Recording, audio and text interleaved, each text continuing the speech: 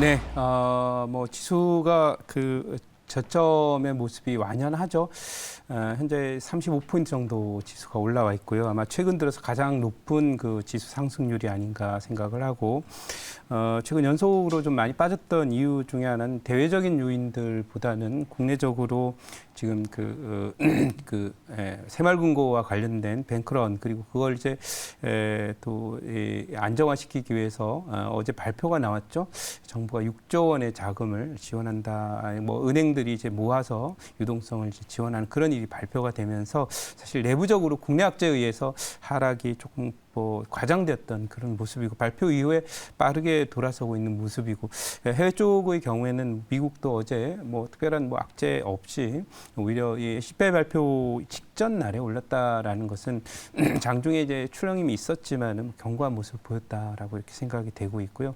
그런 점에서 거시경제적인 그런 요소가 시장에 영향을 미치는 것은 그렇게 크지 않다. 단 한국이 최근에 빠졌던 것은 역시 한국 내부적으로 금융 시스템에 약간의 문제가 있어서 소위 새마을금고와 관련된 뱅크런 사태 그게 이제 지금은 이제 진정 국면으로 접어드는 그런 모습이고 이걸 반영해서 원달러 환율도 결국은 1,300 밑으로 내려오는 그런 모습이 나오고 있다.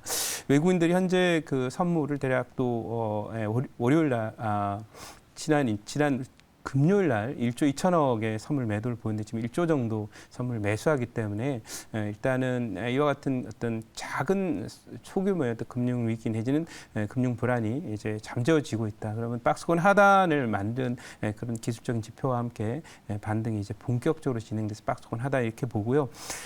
박스권 하단을 쳤지만은 여전히 이제 실적 발표 시즌 남아 있기 때문에 실적이 나오는 그런 그 과정 속에서 장세의 출렁임이 계속 진행이 될 거다. 말씀을 드려보도록 하고요. 오늘은 우크라이나 인프라 관련 좀 주목하자라고 했는데 어제 이제 유신이라는 종목이 또 상한가를 기록을 하면서 목표 터치를 했는데요. 오늘도 이제 관련 종목 하나 갖고 왔으니까 참고했으면 좋겠다 이렇게 말씀드리고 실적 시즌이니까 아무래도 실적이 좀 받쳐주면 조금 더 유리하지 않겠나 이렇게 싶습니다. 자, 보유 종목들 잠깐 가보도록 할게요.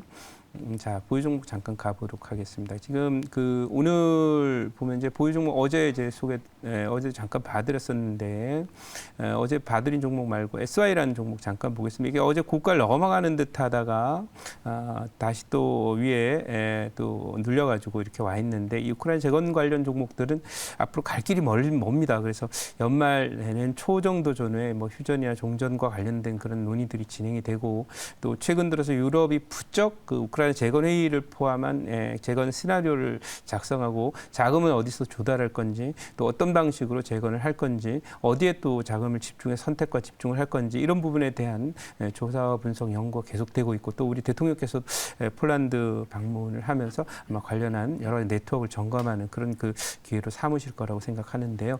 그런 점에서 이 종목은 지금 잠깐 쉬지만 어쨌든 여기에 넘어가면 원래는 이제 우주 돌파로 가야 되는데 우크라이나 재건 문제가 이제 본격적인 모멘텀을 갖고 가는 게 슬슬 움직일 거예요. 슬슬 움직여 가다가 결국 본격적으로는 뭐 전쟁이 좀 멈춰야 되겠죠.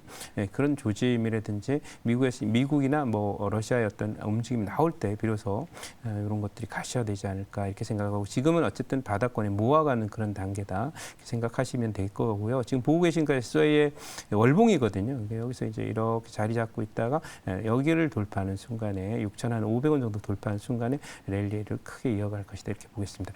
자, 그러면 오늘 편입받은 종목 해보도록 하겠습니다. 89,000원 현재 기록하고 있고요. 종목 이름은 바로 LS 일렉트릭이라는 종목입니다. 자, 이 LS 일렉트릭이라는 종목인데 참 뭐 이 종목 과거에 그렇게 잘 갔던 그런 종목이 아니기 때문에 그렇고 1차 목표치는 이 종목은 10% 하도록 하겠습니다. 10% 해서 가도록 하고요.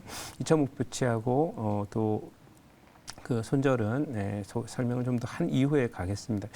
지금 보고 계신 차트는 이제 주봉 차트입니다. 보면 이제 이렇게 바닥을 이렇게 만든 다음에 뭐 역헤드 숄더라고 불러도 좋고 더블 바텀이라고 불러도 비슷한 그런 형태의 모습이고 직전 고점이 깔끔하게 돌파됐고 여기부터 대시세가 지금 출발한 모습입니다.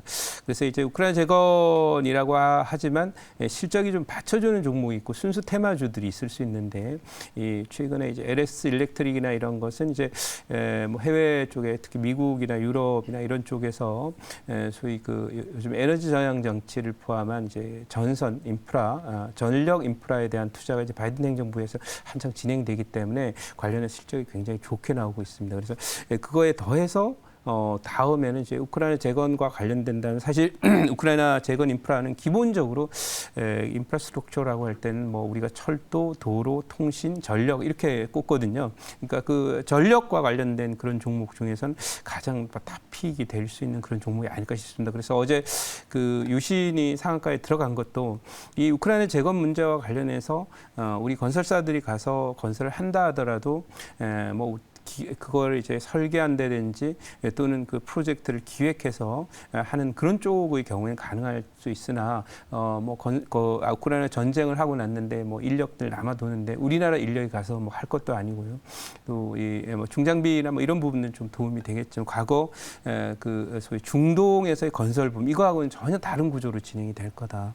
이렇게 봐서 뭐 시멘트나 철강 이런 쪽에 큰 영향이 있지는 않을 거다라고 봅니다만은 전선 부분은 대한민국 LS 전선이나 대한광통신, 통신선 이런 부분들이 세계 최고의 경쟁력을 갖고 있다 이 말입니다. 그래서 그런 관점에서 이 종목은 앞으로 우크라이나 재건주가 되면서 우량주 중에 가장 주목되는 그런 종목이 되지 않을까 싶고요.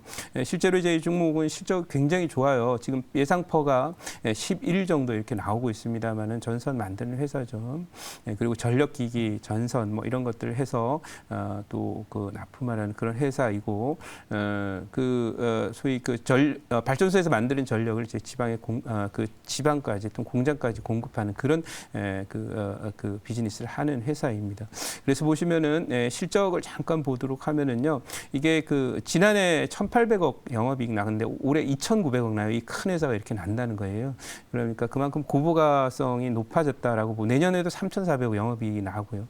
그래서 상퍼가 아까 10배 정도 말씀을 드렸는데요. 뭐 추가적으로 더 상승할 여력이 있고 또 테마까지 붙게 되면은 편안하게 가지 않을까 그렇게 생각합니다. 자, 준비된 자료 잠깐 보도록 하겠습니다. 네, 오늘 준비된 자료는 바로 LS 일렉트릭이라는 종목이고요. 윤석열 대통령 순방 공급망 우크라이나 재건이 키웠다 이렇게 얘기하는데요.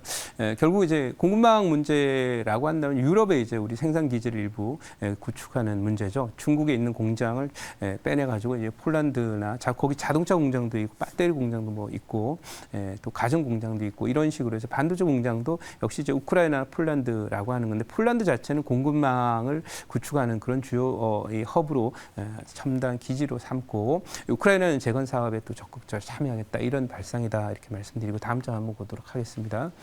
자, 이 우크라이나 전후 재건 논의가 지금 진행이 되고 있는데 여러 가지로 정리가 많이 잘 돼 있더라고요. 그래서 여기 뭐 성장률 뭐 이게 제목만 나와 있습니다만은 우크라이나 재건 문제와 관련해서 제일 그 우리가 우선시해서 주목해야 될 부분은 바로 인프라스트럭처입니다. 그래서 아까 말씀드리는 전력, 통신 그리고 뭐 여러 가지 기간 시설들을 철도나 도로 이런 것들을 하는데요.